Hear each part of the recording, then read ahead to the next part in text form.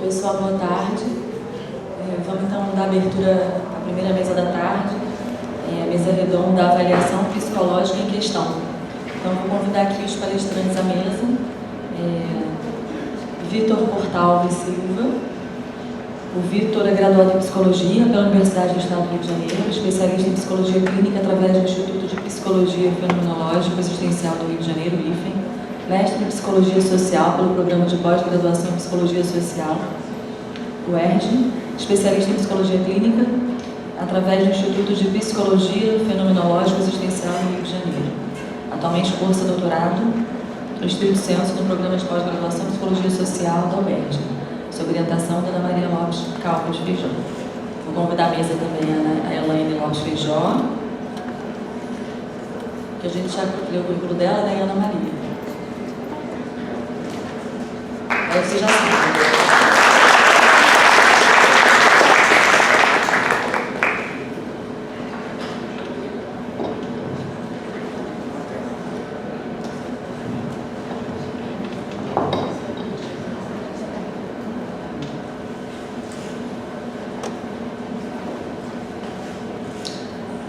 Boa tarde a todos. Queria começar agradecendo o convite, né?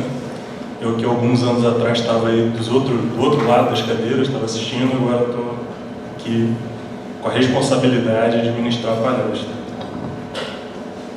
Bom, eu preparei um texto aqui, espero que não seja muito enfadonho, mas eu pretendo ler ele, comentar, para seguir um raciocínio mais ou menos organizado. O título do trabalho é Medindo Almas, e ele é baseado na minha dissertação de mestrado, que eu acabei de concluir aqui no PPG-PS, foi concluído em fevereiro. Então, bom, esse trabalho é fruto de um questionamento antigo, que já completa aí quase que uma década, né? Em abril de 2009, eu sentava aí nas carteiras do curso de Psicologia pela primeira vez aqui na UERJ. E foi um ano depois, em 2010, que eu participei, através de um projeto de iniciação científica, de uma pesquisa coordenada pela professora Ana Maria Jacó Vilela, aqui do Instituto, no Laboratório de História e Memória da Psicologia Clínico-Psiquiatra. A pesquisa dizia respeito à chamada mensuração psicológica, como era conhecida a prática relacionada à psicologia diferencial, ao uso de instrumentos de medida em psicologia no início do século XX, aqui no Brasil. Uma das primeiras coisas que se nota ao estudar a história dos testes no Brasil é que o uso maciço desses instrumentos ocorreu primeiramente no campo da educação. Foi no contexto da reforma Fernando de Azevedo, guiada pelos ideais da Escola Nova e do higienismo, e tendo como mote e objetivo uma educação pública gratuita, universal e laica, que os testes foram utilizados em larga escala no Brasil pela primeira vez. Ideais esses que são bastante louváveis, né? Desejáveis, mas que se encontram atualmente, a gente pode dizer assim, ameaçados no nosso país, né? Quando eu iniciei meus estudos aqui na UERJ, em 2009, as aulas já tinham iniciado no mês de abril. E isso ocorreu devido a uma intensa, uma longa greve no ano anterior. Atualmente a UERJ vive assim, um período mais tranquilo, né? Desde 2017 que a gente não enfrenta uma greve tão extensa quanto essa, né? A gente não tem uma greve dessa magnitude. No entanto, a gente tem aqui na plateia e no evento estudantes e professores de outras universidades federais, que essas sim passam por um momento difícil, de cortes, precarização, propostas de vinculação da educação pública ao investimento privado. E, nesse sentido, eu queria dizer que não poderia deixar passar em branco, né, a oportunidade de manifestar aqui a minha solidariedade a esses colegas. No entanto, embora os ideais da Escola Nova, do higienismo, a busca do progresso, a busca da reorganização social sejam louváveis, há também um lado como que obscuro nesses movimentos, né, que foi o estopim inicial para o questionamento que me moveu durante os últimos anos, que culminou aí na dissertação. Para entender esse contexto, a gente precisa retroceder aí algumas décadas no tempo. porque para além do contexto brasileiro, foi na última década do século XIX, né, que ocorreu assim o momento inicial do que se chama mensuração psicológica. James McKim Cattell é tido como o primeiro pesquisador a elaborar o que se poderia chamar de um teste psicológico.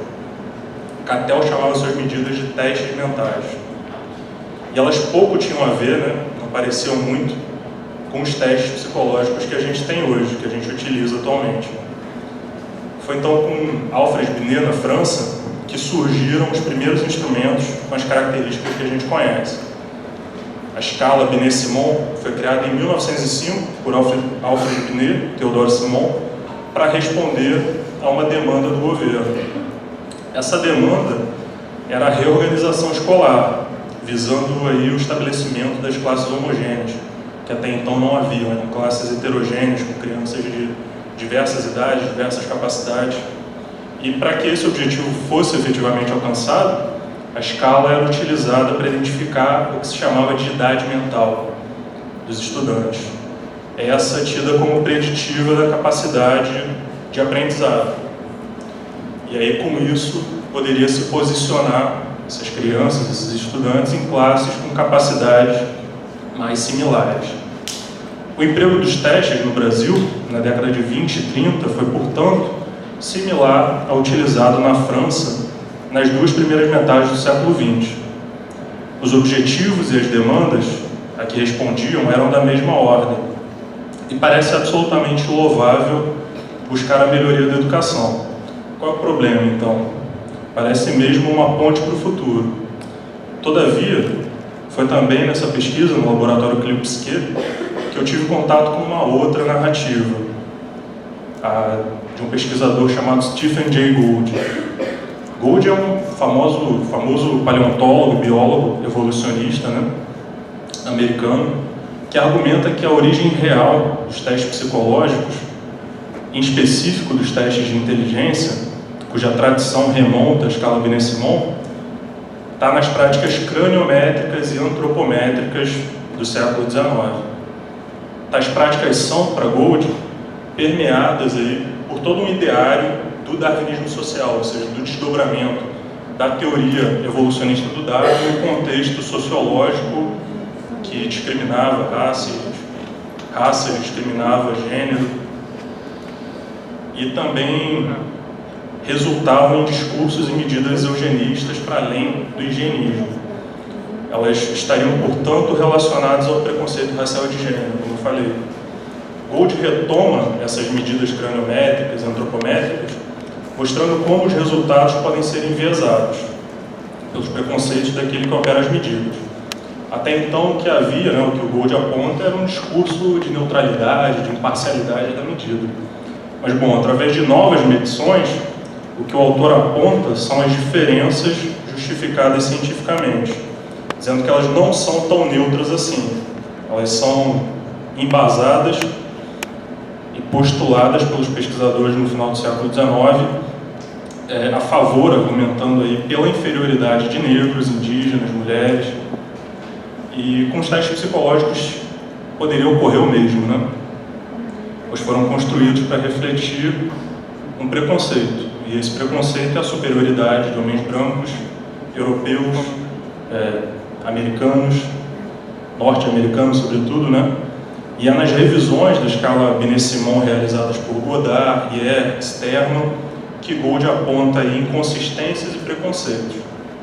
Uma das primeiras variações da escala, nas baterias Arm-Alpha e Arm-Beta, é utilizada no contexto militar, para avaliar quem deveria ir para o fronte e quem deveria ficar na retaguarda dos exércitos. Bom, tal decisão decidiria o futuro buscando a sobrevivência dos mais aptos, dos mais capazes, dos mais inteligentes, baseada aí numa certa medida de mérito, né? E quem seriam essas pessoas? Alguma sugestão? É meio claro e meio óbvio que os negros e outras populações, né, outras minorias, foram enviados para os frontes e os brancos permaneceram na retaguarda, permaneceram em serviços administrativos. Mas, assim, cabe lembrar que tais decisões foram operadas no contexto da Primeira e da Segunda Guerra Mundial. Outra versão da escala, adaptada por Godard, foi empregada no porto de Nova York, e o objetivo era decidir que imigrantes poderiam entrar ou não nos Estados Unidos. Os resultados do teste adaptado por Godard foram meio que estarrecedores, assim. Dos imigrantes que se apresentavam no porto, 83% dos judeus, 80% dos húngaros, 79% dos italianos e 87% dos russos eram considerados débeis mentais. E aí, quando a gente usa esse termo débil mental, cabe esclarecer um pouco a origem também, né? Esse termo débil mental, segundo os manuais, se referia aos adultos com idade mental entre 8 e 12 anos. Os com idade mental entre 3 e 7 eram chamados imbecis, e os idiotas tinham idade mental inferior a 3 anos. Além disso, essa medida, né, a adoção dessa escala no porto, resultou, assim, na não entrada, né, no impedimento de que esses imigrantes entrassem nos Estados Unidos. Agora, o que o Gold aponta é que não houve, por exemplo, uma preocupação em adaptar a escala para outros idiomas. Então, se aplicava um teste em inglês, e aí os números aqui, né, apontam que, sobretudo, as populações que conheciam pouco inglês, tinham pouca familiaridade com o idioma, já eram aí segregadas, já eram impedidas de entrar no país, que causou aí a interdição da entrada, né? Vendo a questão sobre o prisma do preconceito racial, a gente poderia facilmente chegar à seguinte conclusão: bastaria então afastar esses preconceitos, evitá-los nas medidas, né, na construção, na validação dos testes, para chegar então ao resultado neutro. Mas será que essa conclusão realmente é verdadeira? Vou recorrer aqui, vou seguir um outro caminho, vou citar aqui um texto meio controverso do Marx, publicado em 1843, e é controverso porque algumas pessoas consideram ele meio antissemita. O texto é Questão Judaica. E aí o Marx vai dizer o seguinte: os judeus alemães almejam a emancipação. Que emancipação almejam? A emancipação cidadã, a emancipação política. E ele está dialogando com Bruno Bauer, né? Bruno Bauer responde-lhes: ninguém na Alemanha é politicamente emancipado. Nós mesmos carecemos da liberdade. Como poderíamos vos libertar? Vós, judeus, sois egoístas, quando exiges uma emancipação especial só para vós, como judeus. Como alemães, terias de trabalhar pela emancipação política da Alemanha, como homens, pela emancipação humana, percebendo o tipo especial de pressão que sofreis e o vexame por que passais não como exceção à regra, mas como confirmação da regra. Ou os judeus estariam querendo uma equiparação com os súditos cristãos. Eles reconhecem, desse modo, o Estado cristão como de direito. Reconhecem, assim, o regimento da subjugação universal, porque lhes desagrada seu jugo específico, se lhes agrada o jugo universal. Por que o alemão deveria se interessar pela libertação do judeu? Por que o judeu não se interessa pela libertação do alemão? O Estado cristão só conhece privilégios. O judeu possui dentro dele o privilégio de ser judeu. Como judeu, ele tem direitos que os cristãos não têm, porque almeja direitos que ele não tem e dos quais gozam os cristãos. Ao querer emancipar-se do Estado cristão, o judeu pede que o Estado cristão renuncie ao seu preconceito religioso. Acaso ele, o judeu, renuncia ao preconceito religioso?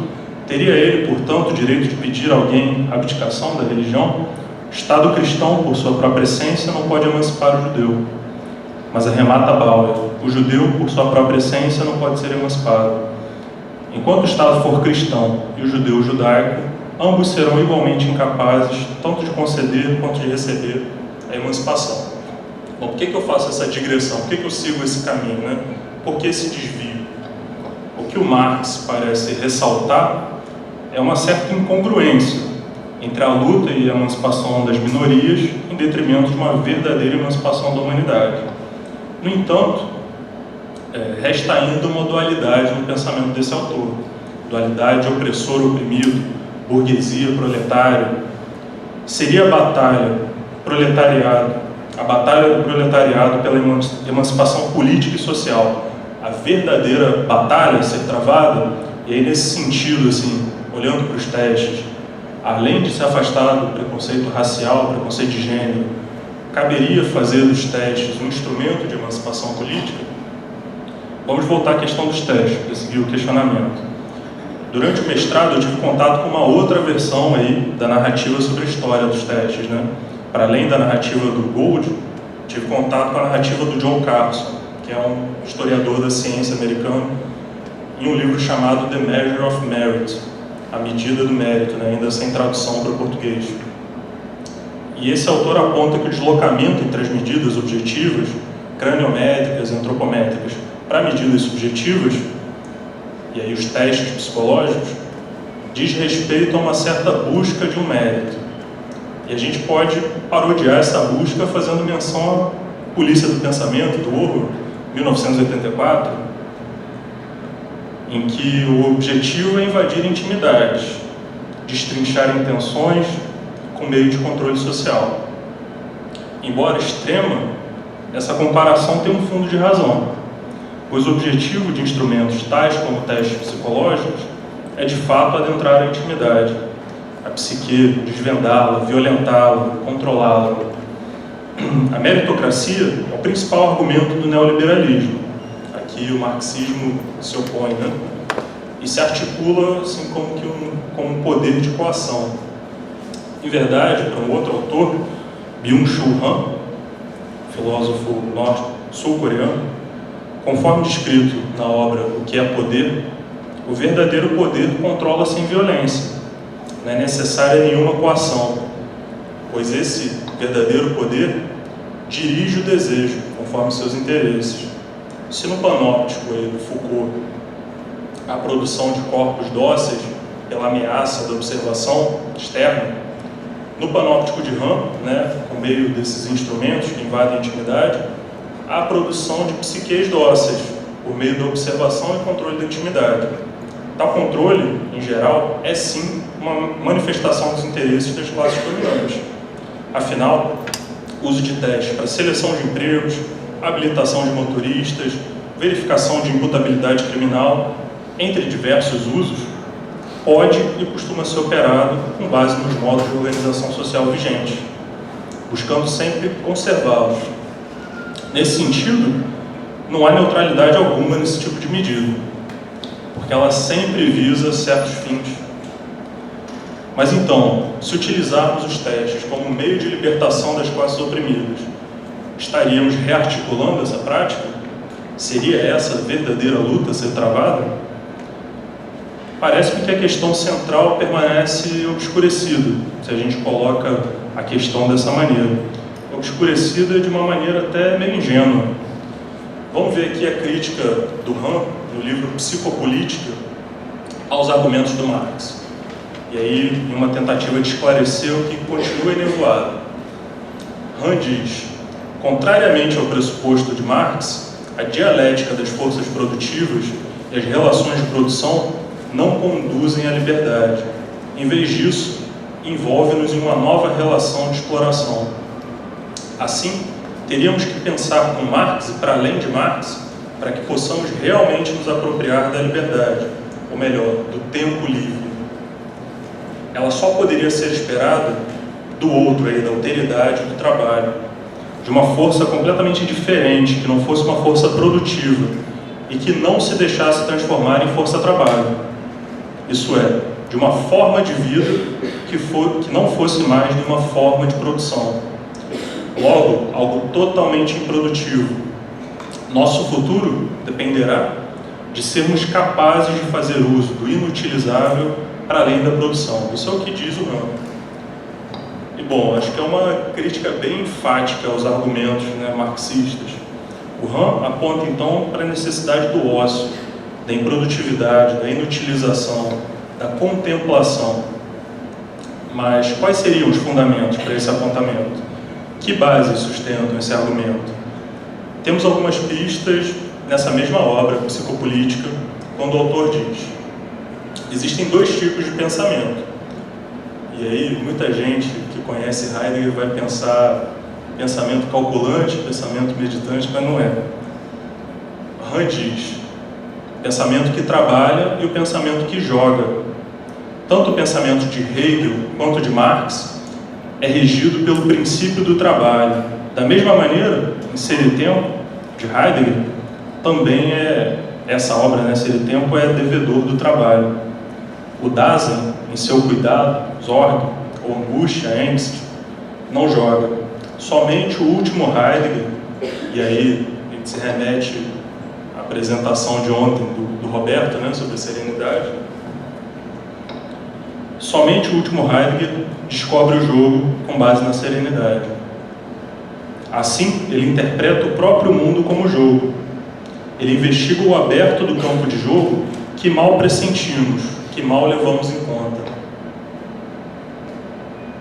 O espaço de jogo temporal remete a um espaço-tempo livre, de qualquer forma de trabalho.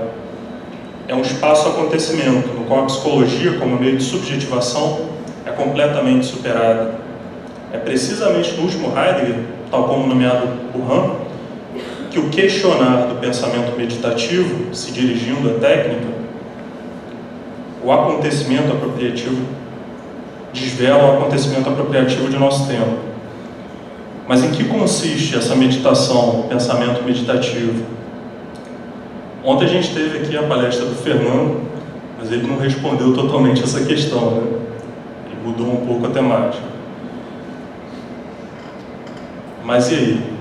Deu para compreender mais ou menos de que se trata a meditação, como um pensamento que se demora, como um pensamento que efetivamente tenta olhar para a questão do ser, que não opera simplesmente por meio do cálculo? E tendo em vista a meditação técnica, em que consiste? Em que pilares ela está fincada? A técnica é, para Heidegger, o fundamento e a destinação da nossa tradição ocidental. Mas tal afirmação não esclarece muita coisa, né? De modo que é preciso dedicar mais tempo à questão. Passamos, ao longo dessa palestra, pela associação entre os testes psicológicos e o preconceito racial, entre os testes e a opressão e a manutenção da ordem social. E a gente acabou desembocando na técnica. Como é que a gente chegou até aqui? Parece-me que, se permanecemos na investigação do plano ôntico, plano concreto, fático, a gente continua perdido, e meio que sem rumo, né? Em sendas circulares. Por esse motivo, é preciso, então, elevar essa inquirição para o plano ontológico. No entanto, o que o plano ontológico é capaz de nos revelar? Repito novamente, a técnica é um fundamento. E o que isso quer dizer? Na conferência A Questão da Técnica, Heidegger inicia seu questionamento apontando para as duas definições mais comuns da técnica moderna, antropológica e instrumental. A técnica seria, sob a perspectiva mais comum, um fazer do homem e um meio para alcançar fins. Entretanto, o filósofo da Floresta Negra conclui que é preciso abandonar tais concepções para buscar então a essência da técnica moderna. E a essência da técnica moderna é Gestell, um termo alemão que costuma ser traduzido como armação, na tradução do Marco Aurélio Verne, ou composição, na tradução aí do Carneiro Leão, da Irene Borges. Particularmente, eu prefiro traduzir por um outro termo em português, e o termo é enquadramento, pois a partícula G, em alemão, designa agrupamento, estar junto a. Stell vem do verbo stellen, que significa colocar, posicionar. Gestell pode ser entendido, portanto, como o que é posicionado junto, o que é agrupado. Vejamos a nota de tradução desse termo, da Irene Borges Duarte, na obra Caminhos de Floresta, para tentar entender melhor do que se trata. E aí ela diz: em sentido vulgar, Gestell designa a armação ou estrutura material que serve de base, suporte ao enquadramento, à colocação ou disposição de outras coisas, podendo designar tanto um estrado, como um cavalete, um estendal ou um chassi de um automóvel. Enquadrar ou emoldurar significa agrupar em um quadro, delimitar, posicionar de determinada maneira. E o que a técnica realiza é justamente o enquadramento, pois consiste em um horizonte de mostração hipostasiante e hipostasiado. Trata-se de um modo de desvelamento dos fenômenos intermediado, então, por esse enquadramento. Tudo que se mostra é o ente, permanecendo obscurecido o ser. E tudo que se vê é também recurso a ser controlado, instrumentalizado, operado com a destinação da mera utilidade. Sendo assim, todos os fenômenos são enquadrados na visada da técnica. Os testes psicológicos, por sua vez, são também um fazer do homem e são também instrumentos que visam certas finalidades. No entanto, essas são apenas suas determinações ônticas. O fundamento ontológico que sustenta a utilização dos testes é a técnica moderna, e a sua essência é o enquadramento técnico. A técnica é o que possibilita a manifestação, por exemplo, dos preconceitos raciais, ou o uso como mecanismo de opressão, porque o que é mais essencial é a hipostasia da psique, como mente, do espírito como circuito neuronal e cognitivo, e a visada do homem, então, como um recurso a ser explorado.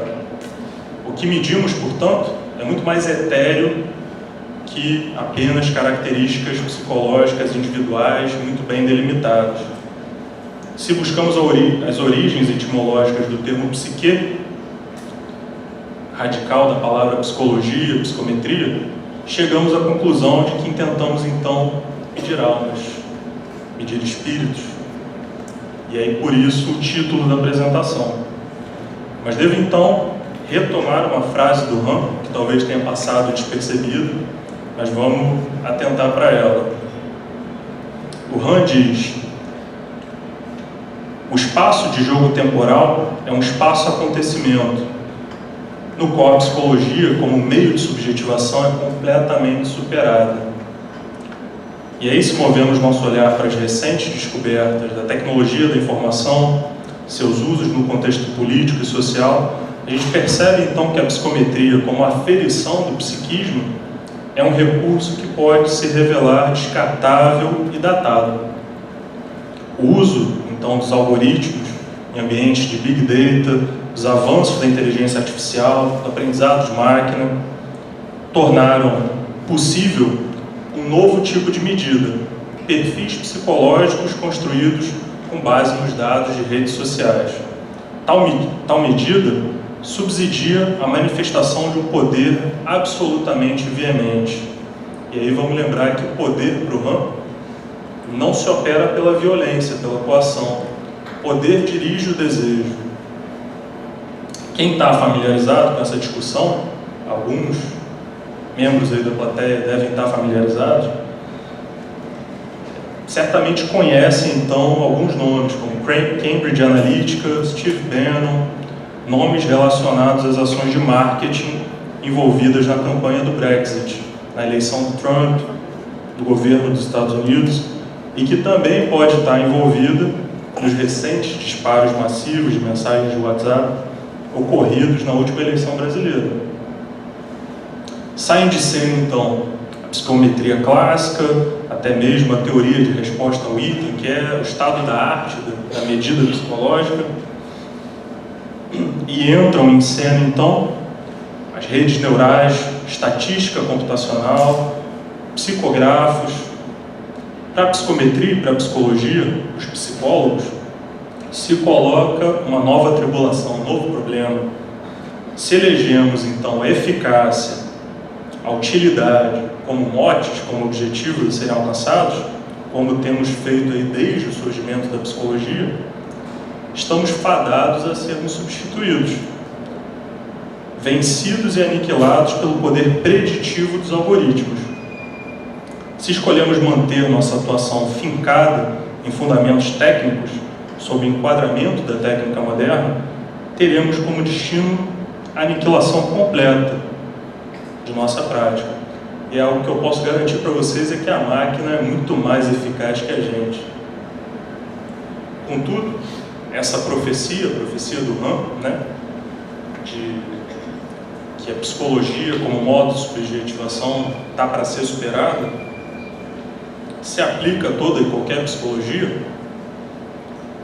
A psicologia fenomenológica existencial busca edificar sua praxis em outras estacas.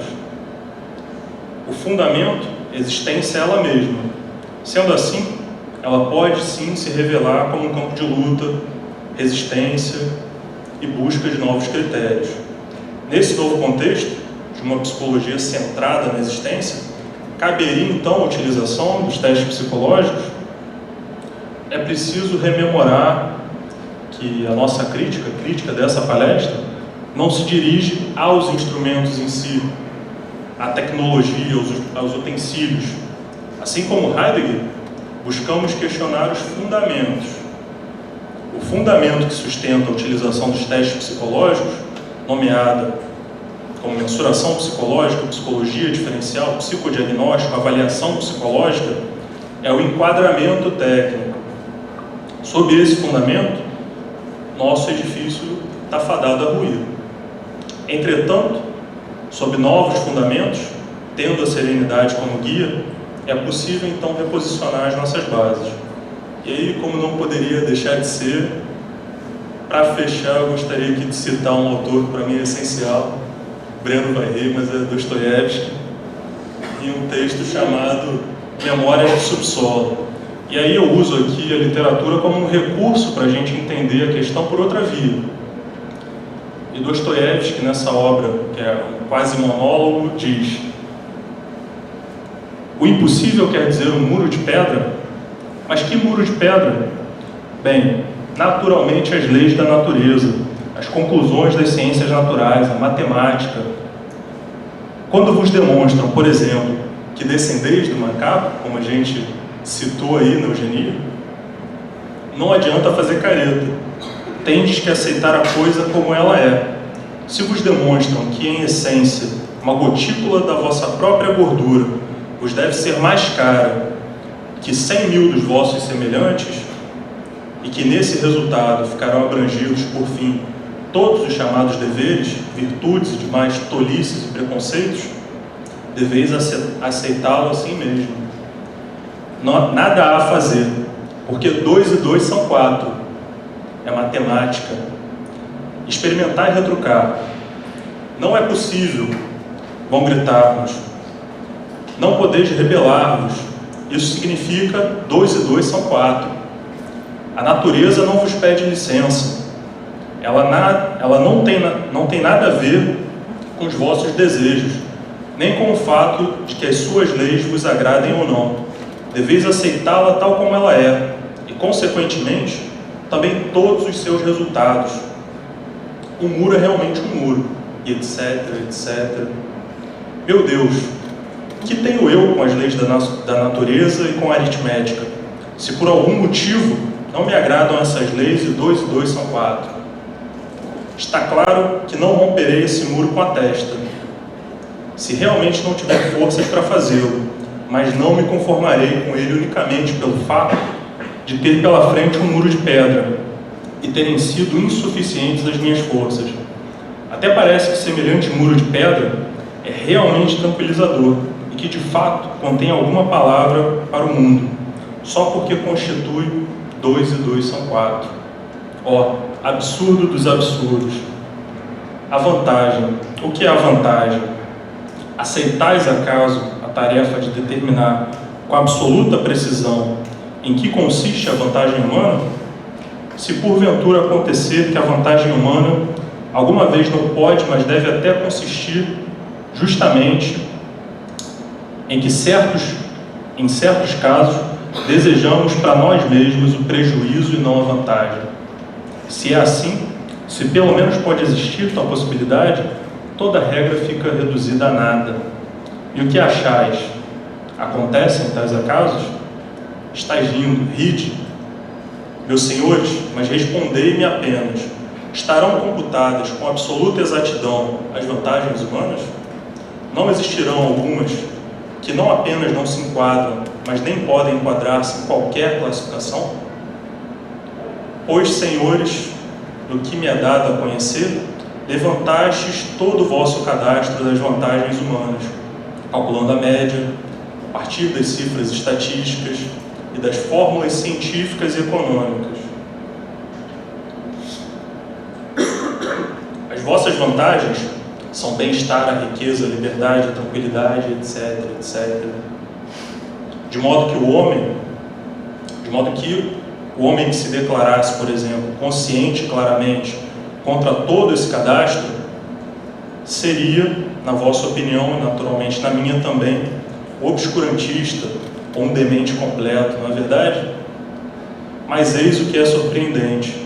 Por que sucede que todos esses estatísticos mestres da sabedoria, amantes da humanidade, ao computar as vantagens humanas, deixam de mencionar uma delas, nem sequer a incluem no cômputo, na forma que deve ser tomada, mas é disso que depende todo o cálculo. Mais ainda, então dizeis, a própria ciência há de ensinar ao homem que, na realidade, ele não tem vontade nem caprichos, e que nunca os teve, que ele próprio não passa de tecla de piano ou de um pedal de órgão, e que, antes de mais nada, existem no mundo as leis da natureza, de modo que tudo o que ele faz não acontece por sua vontade, mas espontaneamente, de acordo com as leis da natureza. Consequentemente, basta descobrir essas leis e o homem não responderá mais por suas ações, e sua vida se tornará extremamente fácil. Todos os atos humanos serão calculados, está claro, de acordo com essas leis, matematicamente, como uma espécie de tábua de logaritmos, até 108.000, e registrados num calendário, ou melhor ainda, aparecerão algumas edições bem intencionadas, parecidas com os atuais dicionários enciclopédicos, nas quais tudo estará calculado, especificado com tamanha exatidão, que no mundo não existirão mais ações nem aventuras. Estou de acordo que 2 e 2 são uma coisa, 2 e 2 são 4, é uma coisa admirável. Mas se é para elogiar tudo, então 2 e 2 são 5, também constitui às vezes uma coisinha muito simpática.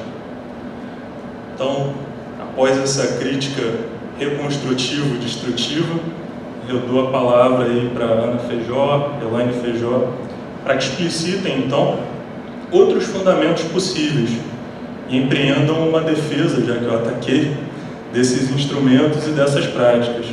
Certamente não como comumente se apresentam, mas sob outros enfoques e perspectivas. Obrigado.